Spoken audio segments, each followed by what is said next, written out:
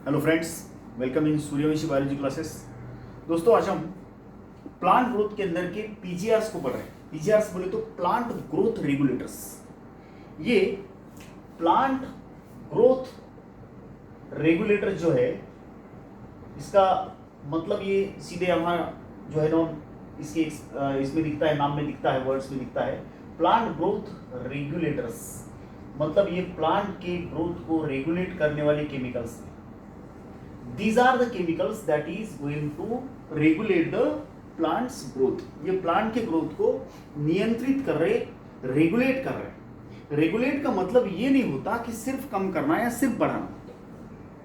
स्थिति के अनुसार, जरूरत के हिसाब से उसको गाइड करना रेगुलेशन होता है। रेगुलेशन सिर्फ ये नहीं है कि उसको बढ़ाते जाओ, प्लांट की ग्रोथ बढ़ाते जाओ बढ़ाते जाओ। या रेगुलेट करना इसका मतलब ये भी नहीं होता कि उसको घटाते जाओ। ये मॉनिटर्स है, दे मॉनिटर द ग्रोथ। जैसी जरूरत उस हिसाब से वो प्लांट की ग्रोथ को मोड़ देंगे। Plant growth regulators come under the intrinsic factors of growth. ये ग्रोथ के इंट्रिंसिक फैक्टर्स है, इंट्रिंसिक अंदरूनी। ये प्लांट के ग्रोथ के लिए इंट्रिंसिक फैक्टर्स है, इंट्रिंसिक फैक्टर्स। दोस्तों, दो है इंट्रिंसिक फैक्टर्स, एक तो पीजीआर है केमिकल से, हार्मोन से, और दूसरा फैक्टर है जेनेटिक्स, प्लांट के डीएनए और उसके जीन्स। तो किस तरह से ये पीजीआर मतलब असर करते हैं और कौन से, तो वो सारे पीजीआर देखने से पहले किस केमिकल से वो बने, बहुत ही इंपॉर्टेंट और जटिल प्रकार के कुछ नाम हैं।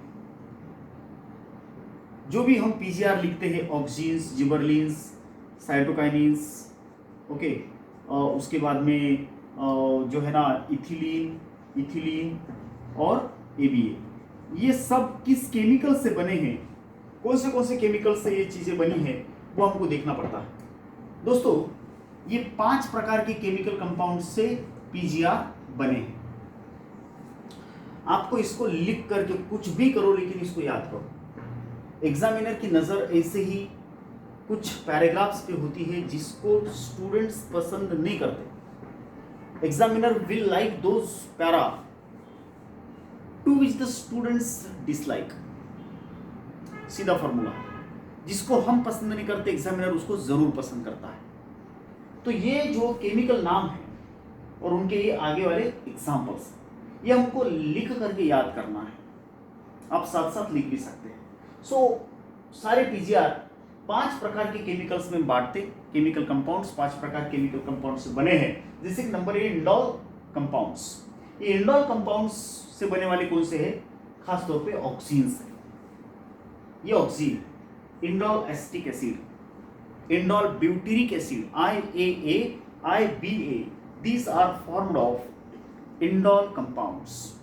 इंडोल कंपाउंड से कौन बना? ऑक्सीन बना। In short, you can call it as oxines।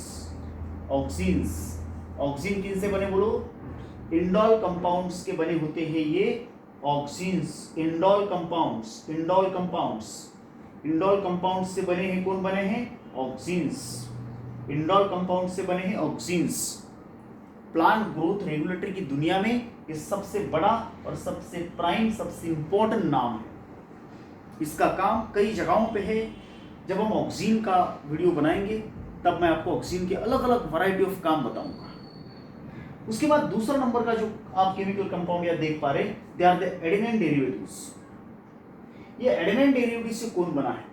Cytokinin category जो है, साइटोकाइनिन ये वाली कैटेगरी इनसे बनी है। जैसे कि आप देख सकते हैं N6 फरफ्यूरिलैमिनोप्यूरिन।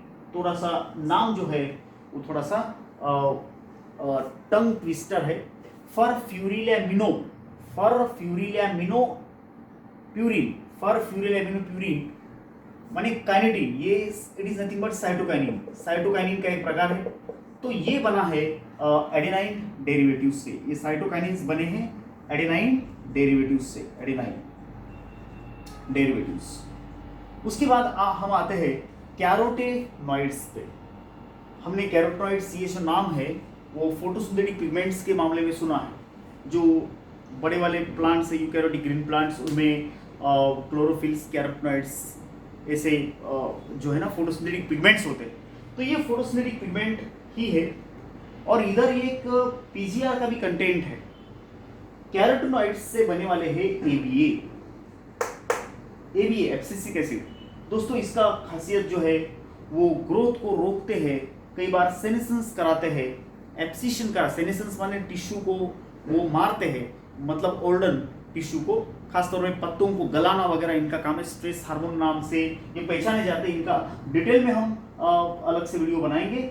सो इतनी बात याद रखो कि ये जो कैरोटीनॉइड्स है, carotenoids are the contents of ABA, abscisic acid, which are responsible for abscission, which are responsible for senescence, which are responsible for making the growth stop.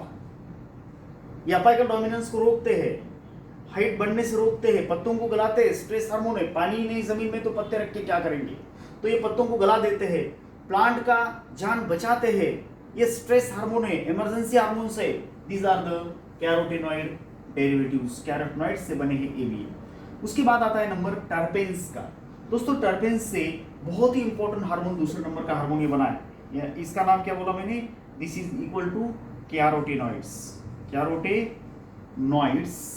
And ये जो टर्पेन्स है वो यहाँ इथिलीन जो है ना, खासतौर सॉरी जिबरलिक एसिड, जिबरलिन्स को बनाते हैं टर्पेन्स। ये टर्पेन्स से बने हैं। टर्पेन्स से कौन बना है, जिबरलिक एसिड जीए के नाम से पहचाने जाते हैं। ये जिबरलिन बहुत ही इंपॉर्टेंट हार्मोन है। टिश्यू कल्चर में, नर्सरीज में इनका बहुत इस्तेमाल होता है। इसको फैलाने से, मतलब स्प्रे अगर किया प्लांट के ऊपर तो उसका ग्रोथ अचानक से बढ़ने लगता है। जिबरलिक एसिड या जिबरलिन्स GA1, जिबरलिक एसिड 1 से लेकर के जिबरलिक एसिड 100 तक हमको पाए जाते हैं। इसमें से GA3 वगैरह नेचुरल है, बहुत सारे जिबरलिन्स आर्टिफिशियल भी है, और ये इस्तेमाल भी उसी तरह से होते हैं। इनके डिमांड्स भी उस तरह से कमर्शियल डिमांड्स है। तो जिबरलिन्स जो है वो टर्पेन्स से बने हैं, और इथिलीन जो है वो गैसियस हार्मोन है। एक single gaseous hormone is ethylene. दोस्तों इसके बारे में शायद आपने सुना होगा कि ये ऐसा हार्मोन है जो फ्रूट्स को पकाता है, राइपनिंग करवाता है। It makes the ripening of fruits ripening करवाना is the function of the, you can say, ethylene, gaseous hormone है।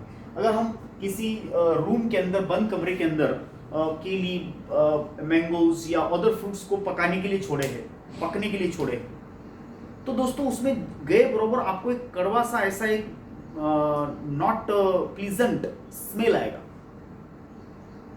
आपको पसंद नहीं आएगा। वो स्मेल इथिलीन का होता है, और इथिलीन गैसियस फॉर्म में निकलते हैं। जैसे मतलब प्लांट, सॉरी जो फ्रूट है वो पकने लग रहा है कि it is going to become soft, तो उसके अंदर का रेट ऑफ रेस्पिरेशन काफी बढ़ जाता है, और खासतौर पे फ्रूट जो आपको गर्म नजर आएगा, you will feel to be quite warm.